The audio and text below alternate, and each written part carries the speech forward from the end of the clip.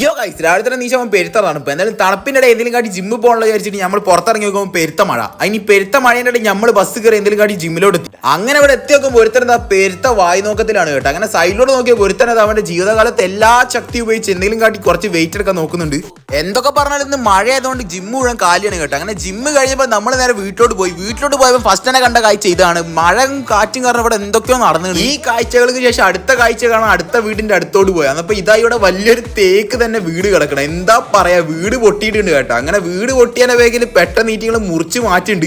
അങ്ങനെ നമ്മൾ അടുത്ത കണ്ടത്ത് പോയ പയ്യനെക്കാട്ടിന് വെള്ളം ഇല്ല, വാഴകൾ മുഴുവൻ വീട് കിടക്കുന്നുണ്ട്. എന്തായാലും ഇതൊക്കെ നമ്മൾ നേരെ വീട് വിട്ടത്, കാരണം നമുക്ക് വേറെ പണിയുണ്ട്. അങ്ങനെ നമ്മൾ നേരെ റോഡിലോട്ട് ഇവിടെ റോഡിന്റെ കാഴ്ചയാണ്. ഈ സൈഡിനോട് ഞാൻ ആ സൈഡിലോട്ട് എങ്ങനെ എത്തുന്നു എനിക്ക് പോലും അറിയത്തില്ല. എന്തായാലും നമ്മൾ സൈഡിലോട്ട് വിടാൻ ഞാൻ സൈഡിൽ കൂടെ വന്ന് നോക്കിയപ്പോൾ ഇവിടെയും സെയിം അവസ്ഥ. ഈ വെള്ളപ്പൊക്കത്തിനിടെ ഞാൻ എങ്ങനെയാണ് അവിടെ എത്തുക? അങ്ങനെ നമ്മൾ എന്തെങ്കിലും കാട്ടി ഉടായ്പ വഴി വെച്ച് അങ്ങോട്ട് പോകാൻ വിചാരിച്ചാണെങ്കിൽ നമ്മളെ കാലുമിട്ട് വെള്ളമെന്ന് ഉറപ്പ്. ആരൊക്കെ മൂത്രമൊഴിച്ച വെള്ളം എന്ന് ആർക്കറിയാം. എനിക്ക് ഭയങ്കര പേടി, എനിക്ക് കൊറോണ വൈറസ് ഒന്നും വേണ്ട. അങ്ങനെ എന്തൊക്കെ കാട്ടി നമ്മളിത് അവിടെ നിന്ന് ഇറങ്ങി പോവുകയാണ്. അങ്ങനെ നമ്മളെ ലൊക്കേഷനിലെത്തി. നമ്മളിത് അവിടെ കടയിലുണ്ട്. ഡോറാബൂജിയുടെ ബാഗിന്റെ ഒപ്പം നമ്മൾ ചെക്കനുണ്ട്. അങ്ങനെ നമ്മൾ സൈഡിലോട്ട് വിട്ടു. നമ്മൾ നേരെ കേക്ക് മേടിക്കാൻ പോയി. കേക്ക് മേടിച്ചപ്പോൾ ഇതാ ഇവിടെ ഒരു പോലീസിനാണ് നമ്മൾക്ക് പേടിയായി. നമ്മൾ നേരെ സ്ഥലം വിട്ട് നമുക്കിനി അടുത്ത വീഡിയോ കാണാം. അതിലെ ബൈ ബൈ ഗൈസ്. നമ്മളെ കേക്കിന്റെ വിശേഷങ്ങളൊക്കെ നാളെ കാണാം. Bye bye.